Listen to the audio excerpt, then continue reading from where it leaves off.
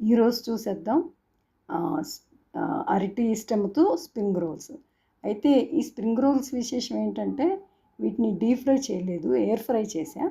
దీంట్లో మైదా వేయలేదు. గోధుమ పిండితో చేశా. ఆల్రెడీ నేను సాస్ చేసిన గిన్నెలోనే ఉల్లిపాయ ముక్కలు, ఒక table spoon, half table spoon వెల్లుల్లిపాయ ముక్కలు, హాఫ్ టేబుల్ స్పూన్ అల్లం ముక్కలు వేసి కొంచెం నూనెసేసి ఆల్రెడీ సాస్ చేసిన గిన్నె అనమాట అది. దాంట్లోనే వేసి ఫ్రై చేసేసా. నేనేంటంటే సేవ్ వాటర్ ప్లస్ ఒకే గిన్నెలో 2, 3 వంటలు చేస్తే మనకి గిన్నెలు కూడా తక్కువ పడతాయి. పనమ్మాయికి కూడా కొంచెం పని తక్కువుద్ది. అందుకని ఇలా చేస్తూ ఉంటాను.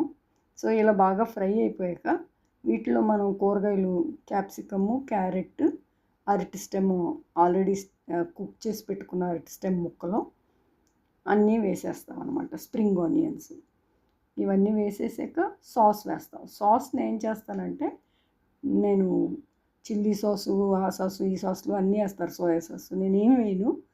మన హోమ్ ఇంగ్రీడియంట్స్ తోటి సాస్ తయారు చేస్తాను. ముందు కూరగాయలు వేసుకున్నాక వీటిని 50-60% కుక్ చేస్తాం. పైగా చైనీస్ వంటలన్నీ కూడా హై టెంపరేచర్‌లో మనం ఇలా తిప్పుతూ ఉంటే ఆ వాటర్ ఇవాపరేట్ అయిపోవాలన్నమాట. దాంట్లో వాటర్ ఎక్కువ ఉంటుంది కదా! వాటర్ అంతా కూడా ఇవాపరేట్ అయిపోవాలి.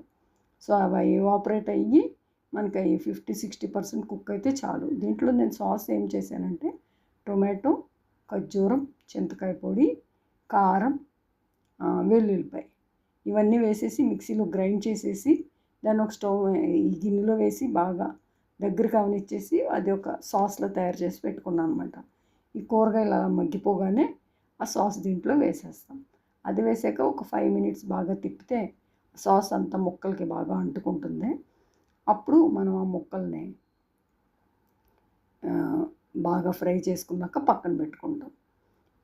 దీనికి 2 రకాలుగా బ్యాటర్ చేసుకోవచ్చు. ఒకటి దోస బ్యాటర్ లాగా, ఒకటి చపాతీ బ్యాటర్‌లా చేసి ఇదిగోండి ఇదనమాట సాస్ నేను చేసిన సాస్. సో, 2 రకాలుగా దోస బ్యాటర్ ఒకటే, చపాతీ బ్యాటర్ ఒకటి. సో, నేను దోస బ్యాటర్ దీంట్లో నేనేం చేసా మైదాకు బదులు గోధుమ పిండి, మొక్కజొన్న పిండి, కొంచెం బియ్యపు పిండి దీంట్లోనే నేను ఇంట్లో ఏదైతే మ్యాజిక్ మసాలా చేసుకుంటానో మ్యాగీది అది, కొంచెం వాము, ఉల్లిపాయ గింజలు ఇవన్నీ వేసా. వీటిని దోసలో వేసి దీంట్లో కూర పెట్టేసి వీటిని డీప్ ఫ్రై చేయకుండా ఎయిర్ ఫ్రై చేశా. యాక్చువల్లీ ఇది నాకు అంత బాగా రాలే ఎందుకంటే మైదా కాదు కదా! కానీ చపాతీ పిండిలో చేసినవి మట్టుకి షీట్స్ చాలా బాగా వచ్చినాయి. అది కూడా నేను మళ్ళీ వేరే వీడియో పెడతా. ఇదనమాట మనకి మన healthy way of eating spring roll.